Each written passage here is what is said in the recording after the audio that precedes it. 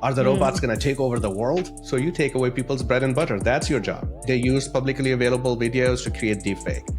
Welcome to Inspired by Success, the podcast where I deep dive into the mindset of successful entrepreneurs, CEOs, and thought leaders. Get ready to be inspired and gain valuable insights to unlock your true potential. Transform your financial future with this episode sponsored by KE Financial Services. Our guest today brings a unique blend of competitive spirit, business savvy, and tech expertise. With decades of global experience under his belt, from product to strategy roles, he now leads as a CEO of VezTech USA, providing creative blockchain and AI solutions. He also shares his insider knowledge by hosting his own podcast called Blockchain Brief and author of the book titled Makers. Let's give a warm welcome to our guest, Sani Abdul-Jabbar. Thank you, Linda. Thanks for inviting me. Awesome. Tell us a little bit about yourself and what you do.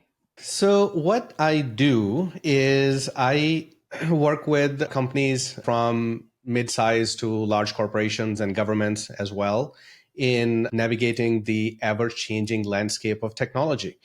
So VezTech is a company that I founded about 16 years ago. It's an emerging technologies company. And as you know, the definition of the word emerging changes very frequently. In the past, it used to be 3 to 5 years. Now it changes every about 12 to 14 months in the post-COVID era. You probably heard about blockchain the last year or two. And this year, since late 2022 through 2023, and now AI is all the rage. So that's the very nature of emerging technology, constantly keep changing. VezTech, the company that I head up, what it does, it provides advisory as well as on-demand technologists to companies and other organizations. And so that's what we do work-wise, because this whole idea of emerging technologies, and especially the AI component of it, is intimidating for a lot of people.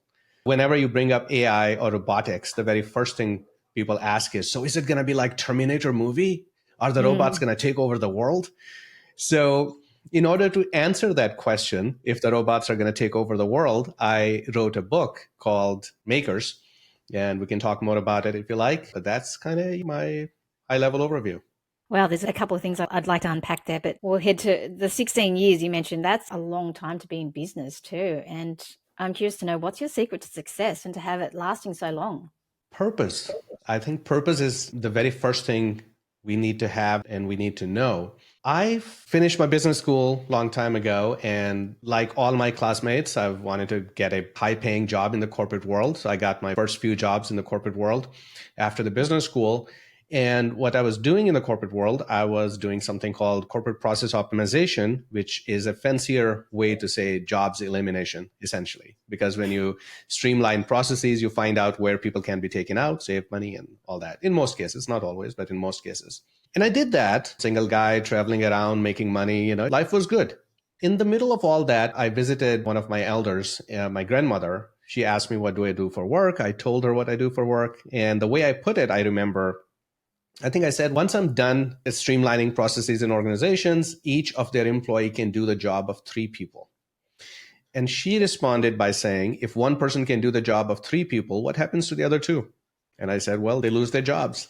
And the grandma said, oh, so you take away people's bread and butter. That's your job. That was a gut punch. That gave me the purpose. From that point forward, everything that I did, building businesses, taking on projects and many other endeavors, the vision was always to create opportunities, economic opportunities, that is, instead of taking away jobs. So that was the purpose, create economic opportunities. I've been struggling with that notion in more recent years in the AI and automation age. Are we still creating jobs? Are we still creating opportunities? Because on the surface, it would seem that through automation, we are eliminating jobs. But what I've come to realize and believe is that taking away redundant work that automation does and AI does, takes away redundant work, right? It creates opportunity for people to do something of higher value. So we continue on that vision. Now, once you have a long-term vision, you can continue following that even as the market condition or your own personal situations change, because how you implement that vision or that purpose can change time to time, depending on your needs, your situation and all that. But a purpose is a must-have. Sometimes some people get lucky, they find it early on. Others take years to identify that purpose. But I think without a purpose, it's not easy to keep doing what you do, whatever you do, and actually enjoying it and finding value in it. That's very inspiring and a great story.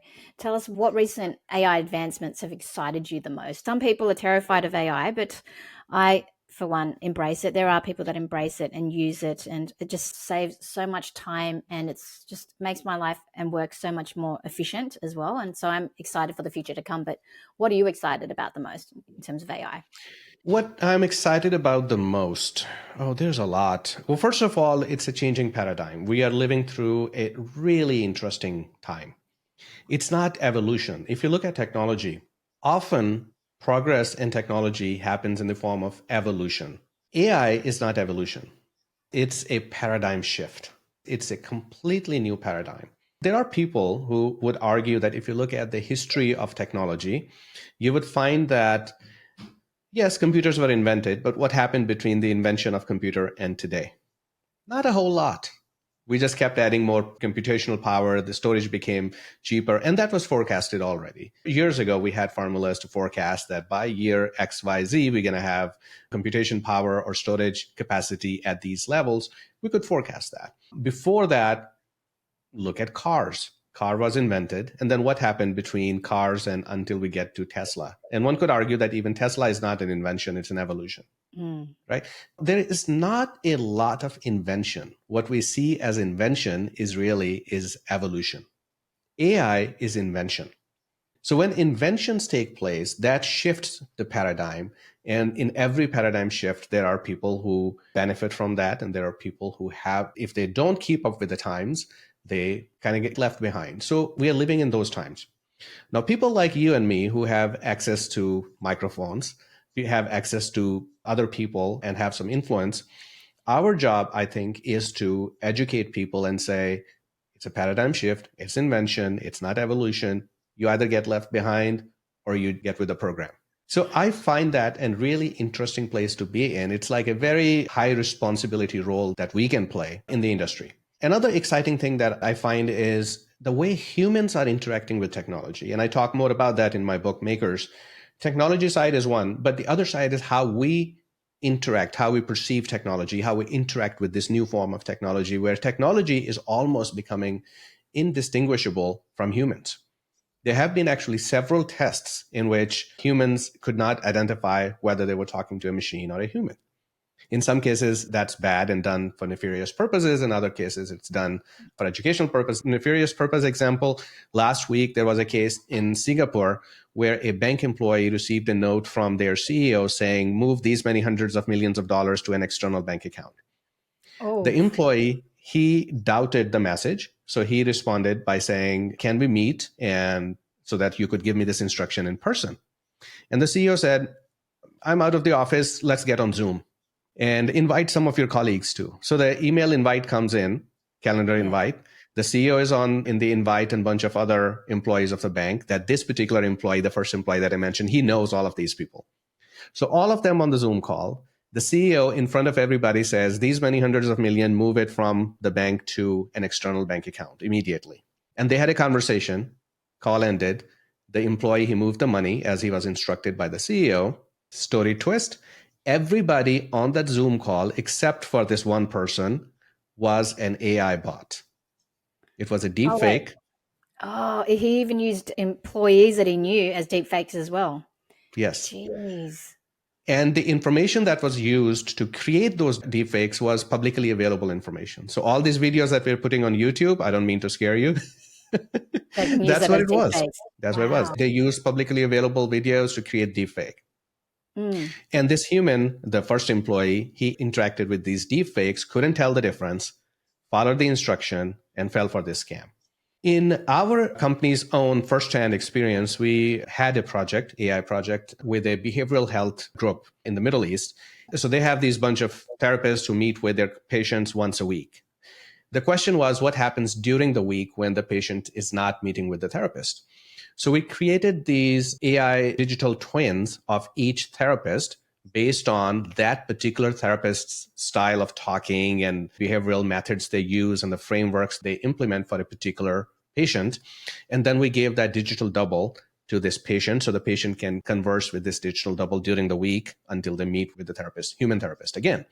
The interesting part is that when you meet with a therapist, the therapist always tells you therapist-patient confidentiality, everything you say will be kept confidential. In contrast, when we gave digital therapists or AI therapists to these patients, we said everything that you say will be recorded and will be used for training purposes. So don't disclose anything that you don't want recorded. Guess what? The patients were actually more open to the AI therapist than to the human therapist. And they were opening up way more compared to the conversations they had had with their human therapist. In 2 cases at Did he least. know? Did he know that it No, was a AI therapist though? absolutely. Absolutely. It was made known and repeated multiple times because we're talking about health data and there's a liability involved. So we wanted to make sure the patient knows that their data is being recorded and who they're talking to. In at least 2 cases, the patients, they disclosed pieces of information. Then we had to sit down and think what to do with this information. In one case, it was a case of infidelity. In the other case, it was a criminal activity. Mm. Now, these patients never discussed that type of information with their human therapist.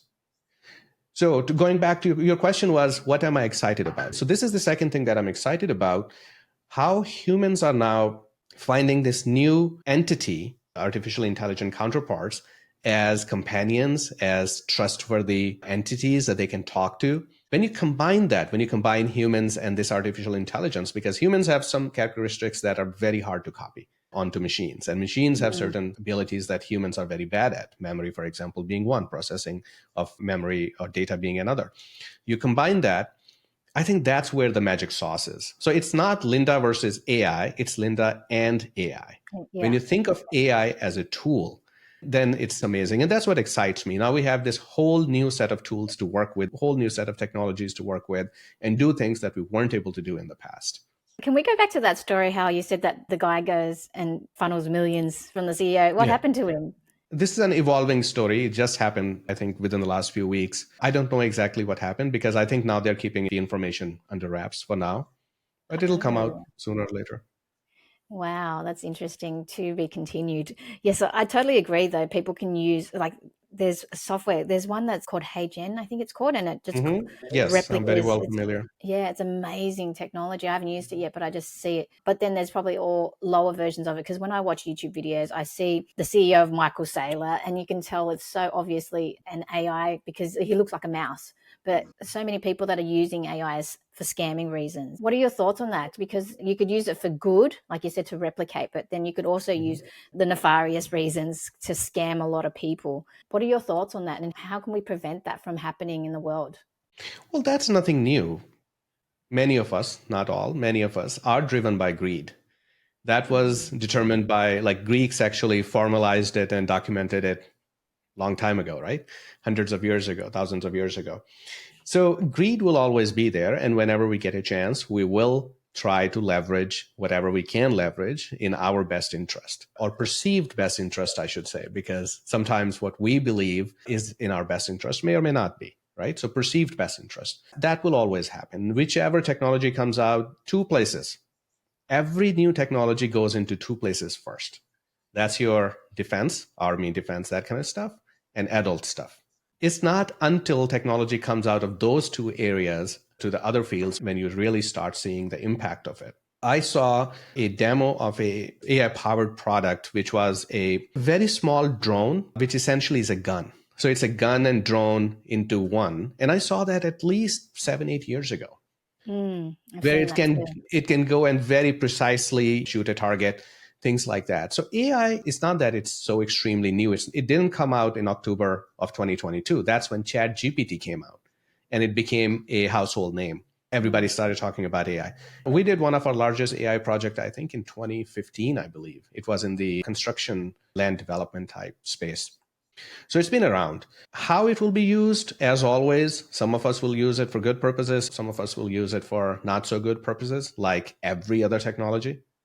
And like every other technology, we're going to need countermeasures so that we don't fall victim to the wrong use of it. My suggestion for now is that this is a tool. And like any other sharp objects, like a knife, like any other dangerous tool, use it with caution and be careful, because some other people might wield it for bad purposes and you need to have defenses against it. So far, our defenses aren't very promising, sadly. So far, it's very hard to differentiate between a text written by you versus text written by ChatGPT. Yes, there are, if you Google search, there are a bunch of tools that claim that they can detect AI generated content, but I can guarantee you there is no 100% reliable method right now. Same thing with the videos. We actually are part of a study in which we are trying to find way, along many other companies in the industry, and it's funded by a government organization, and trying to find a reliable method to detect videos that are created by or images that are created through deepfake methods. And I can tell you there aren't very many reliable answers to this question at this moment. Maybe we will in the future. Recently, I received a request by a company, one of our potential clients, and they said they're looking for quantum safe cybersecurity to protect their AI technology. Quantum safe. Quantum is not even fully baked yet, but people are talking about quantum safe already. Is that a step above quantum computing kind of thing? Correct. So after quantum computing, then the current methods of cybersecurity, they kind of become obsolete. Then how do you keep your cybersecurity effective still? Yeah, We don't even have quantum computing yet, but people are already thinking about quantum safe cybersecurity. There was an instruction that came out of the US government, and they said going forward, all blockchain or emerging tech products that you create, they must be quantum safe. So there is a lot of thinking, a lot of money, a lot of resources going into these questions. But so far, I can tell you that there's a lot of work that needs to be done. Amazing. What industries or businesses that would benefit the most from AI? Well, also, I'm going to also ask the flip side of that. But first of all, which businesses benefit the most and industries would benefit using AI technology? So AI technology is a very data dependent technology. Wherever you have data, there's a lot at stake. You'll see AI. So now with that definition, where do we see a lot of data? Finance, financial services, banking, anyone in that industry. So that's the biggest investor and first adapter of AI technology. Then second, you have healthcare. Healthcare has huge amounts of data and there's a lot at stake, literally lives at stake. So you see adoption of AI is pretty high. Investment in AI is pretty high in that space as well. In March, I'm speaking at a conference in Dubai. The whole conference is focused at AI in health tech. A lot of money, a lot of resources, a lot of knowledge is going into that. About a month ago, we had a meeting with Microsoft and they demoed some of the products they are building for the entertainment industry specifically. I live in LA, Hollywood is down the street. So entertainment industry is sort of part of the ecosystem here. So a lot of powerful tools for the entertainment industry are coming out, which you may have heard about writers' strike in LA over the last few months. That was big. The whole entertainment industry was shut down. And the reason why that writers' strike took place, because the fear of AI, that's very real. These new tools that I've seen, you can replace any voice, any face, any person. You can create any environment, scenes, images, and you can't tell the difference between real and AI generated. How close we're developing human-like AI in movies now? Because, sometimes you have short snippets, but do you think we're going to be able to have full-length movies, Hollywood movies, purely on AI? Are we talking about AI characters or AI technology to produce the movie? Or both? So AI to produce the movie, you can do it right now. You can actually do it on your computer if you want it. So you mentioned HeyGen, right? So you mentioned HeyGen. Yeah. I mean, you can do it in long form too. I'm just using it as an example. If you have played with 11 Labs, I've heard of them. If you haven't, you must check it out. It's not my product. I have no vested interest in it. I'm just impressed by it. It creates voice. Oh, yeah, that's right. Yes, yeah. Synthesized voice and different languages, translation as well. So you can put, like, if you don't speak Arabic, for example, or Spanish, you can pick that voice and it can actually use your voice, but speaking that language. So that's really effective. And I used it just playing with it, testing how it sounds. And I created 3 different audio samples, sent it to different people. And I said, out of 3, tell me which one is human and which one is machine. And they said, these are all human. They were all machine. Oh, wow. Right. And then there are other tools. There are several other tools that you can create environments, you can create characters, you can create animations. So technology to create full length videos, that's available to you right now at this very moment on your computer. You don't even need any special hardware. AI characters, Images, mid-journey type products, they create images that's really mind-boggling how realistic they look. Yeah, I've You seen can't those. tell the difference. Yeah, amazing. I have seen few samples, but not very impressive when it comes to AI generated person, animated person in a video, that is. So a person who is acting, speaking, all that kind of stuff. But we're getting there pretty fast. Yeah, My guesstimate is that before the end of the year, you'll have that technology available as well. that's super So we fast. are either there or almost there in a world where full length movies can be made based on AI technologies. Wow. And let's talk about which industries do you think will be most affected by AI technology? Going back to my earlier definition, wherever AI's lifeblood is data. So any industry that's fully or primarily data driven industry will be impacted for sure by AI. That doesn't mean an entire industry in some cases. In some cases, it's an entire industry. All your finance, your accounting, your CPAs, your consulting, where people just based on information, like a lot of these consultants who all they do is they have lots of information, that all is getting impacted already. Then you have industries which are partially data driven industries. So imagine healthcare. In healthcare, at least in the US, the method is that we have a primary care provider, my primary doctor. The very first person I call whenever I need health advice is this doctor. Now, this doctor, what he does is he has years of schooling and lots of information, and he keeps an eye on the latest and greatest information research in healthcare. So data, data, data, nothing else. Same thing with pharmaceutical. He gets reports from the lab, again, data. That's what he looks at. Then he determines whether I should go see a specialist or if I need a procedure of some sort, surgery, for example, or if I just need to take medicine. So if it's just medicine, again, data. Until then, that whole segment of the process that can be automated based on AI tools because it's all information based. But if I need to go see a surgeon and the surgeon needs to use his hands to perform a surgery, that probably is not going to be replaced by robots very soon. It's in the works. There was a surgery performed, I think, in January this year. They removed an appendix for a patient that was fully autonomous. But I think it will take some more time where robots become reliable enough that they can perform autonomous surgeries. So, point being, an industry that's either fully or partially reliant on data is being impacted by artificial intelligence. Wow. So, how should business leaders start preparing for this and incorporate more AI and just evolve with the times? Okay, so that's a very important question. My company, we invest in industry surveys every year to get a sense of what's going on in the technology landscape. In our last survey in 2023, we found out that slightly over 4% of business leaders were actually investing in AI technologies for their businesses. In contrast, over 70, slightly over 4%, not even 5. Over 78% leaders said that they do believe their business, their industry will be impacted by AI. And if they don't do something about it, they will lose. They do see AI as competitive advantage, over 78%. So over 78% know they need to do something about it. Less than 5% are actually doing something about it. And my opinion is that, my observation is that it's happening because one, lack of knowledge, two, fear. Well, first of all, fear of the new, that's common. We are afraid of anything that's new and different.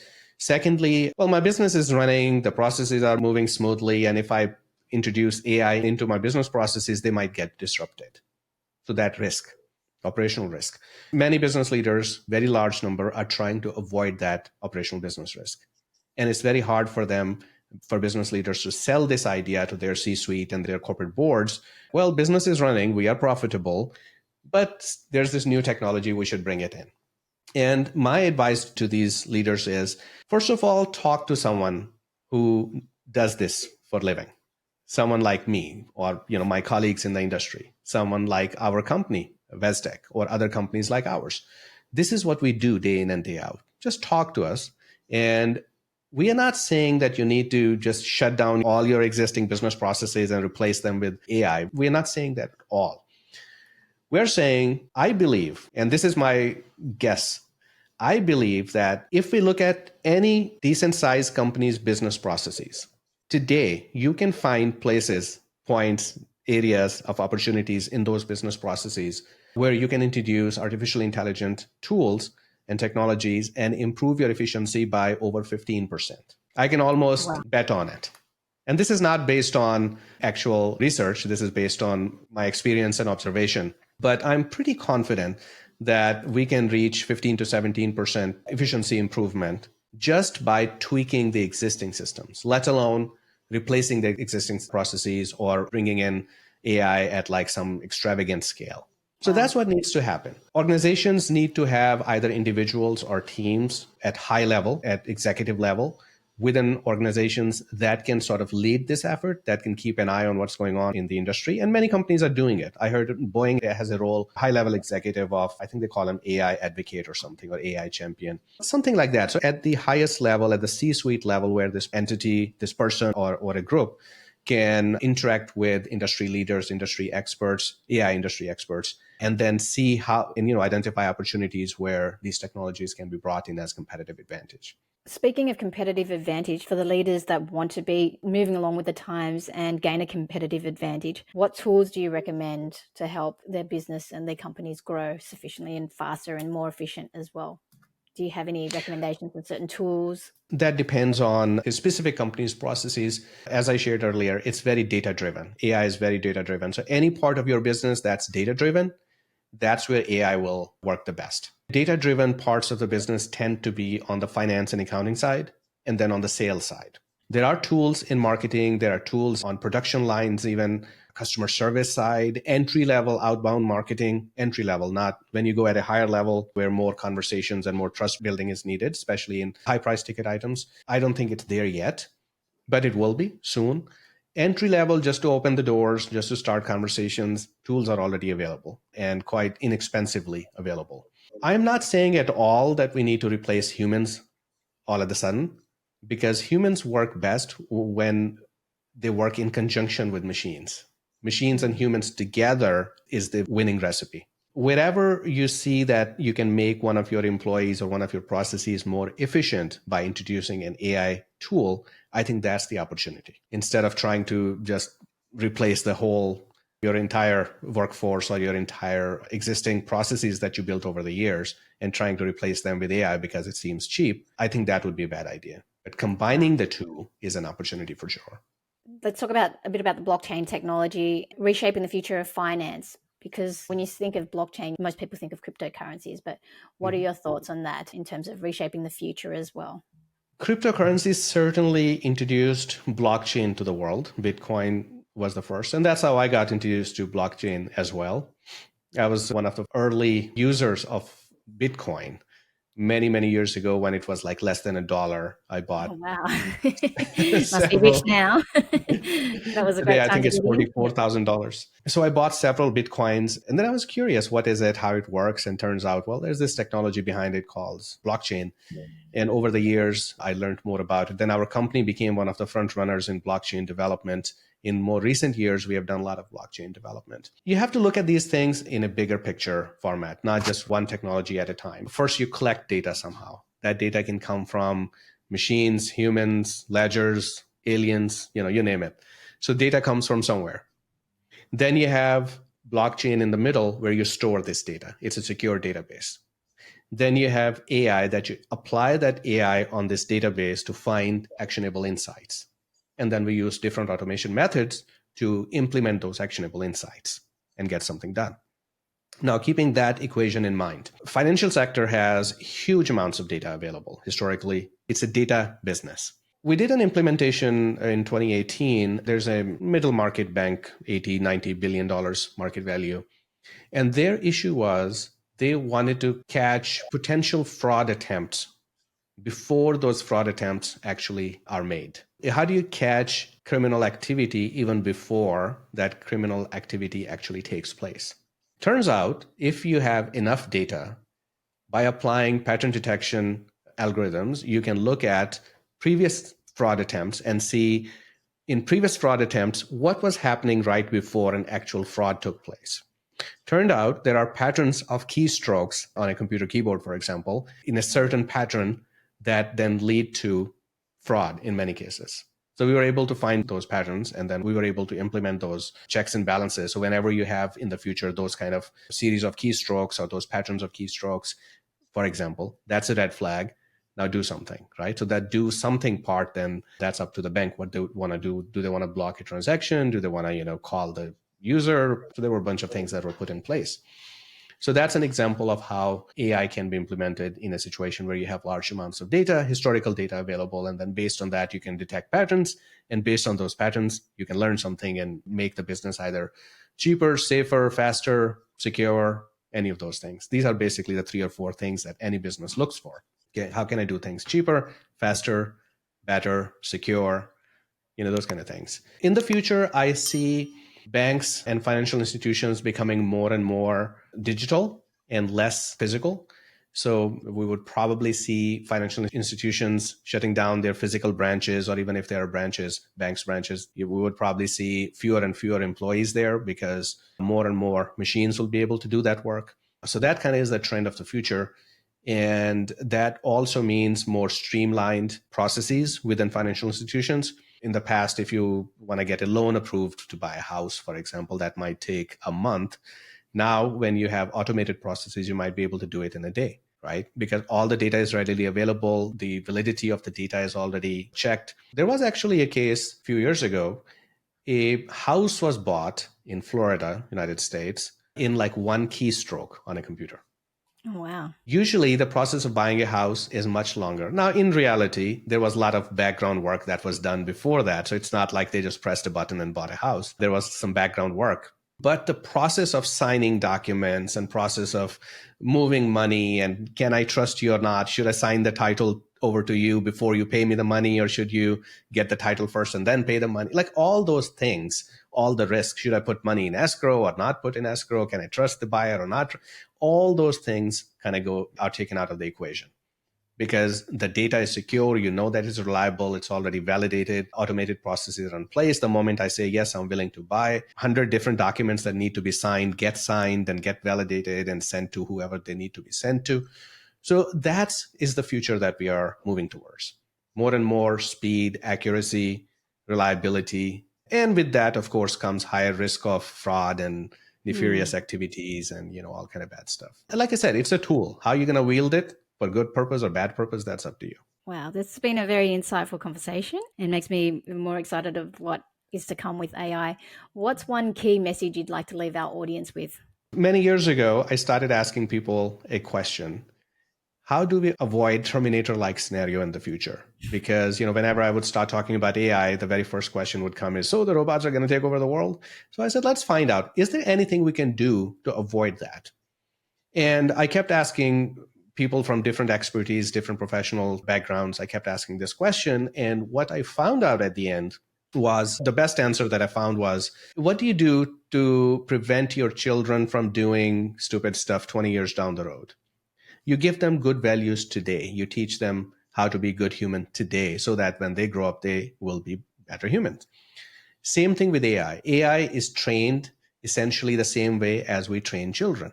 We expose them to different situations. We provide more data. We make sure that the data that's being fed to children as well as AI for training purpose is the right kind of information, right kind of data. That puts a responsibility on our shoulders. So leaders in organizations and decision-making capacities, now when they make decisions, they have to remember that their decision of today is AI's training data for tomorrow. So it's not like the decision you made today is only going to impact today or the one person that you're making that decision for. That decision is going to become part of a data set that might be used to train a piece of AI that might keep impacting the future for decades to come. That's a responsibility. How do we fulfill that responsibility? By learning more about these technologies. Right. So if you are in any decision-making capacity inside organizations, in any leadership roles, it's unavoidable at this point that we learn about these technologies. And there are so many resources available, from paid resources to free resources. Even top-notch universities are offering free resources that can be used. And again, talking to experts in the industry who do this kind of work day in and day out to see how these technologies can be brought in to gain and sustain competitive advantage for the organizations. If I could leave your audience with one message, that's my message. Learn Perfect. it and see how it can be leveraged for your organization. Yes, I totally agree. Thank you so much for your time, Sani. It was really, really interesting conversation. Finally, where can people find you? I am quite active on LinkedIn. Connect with me on LinkedIn. So that's the best way to reach me. Awesome. Thank you so much for your time. Thank you, Linda. I really enjoyed our conversation.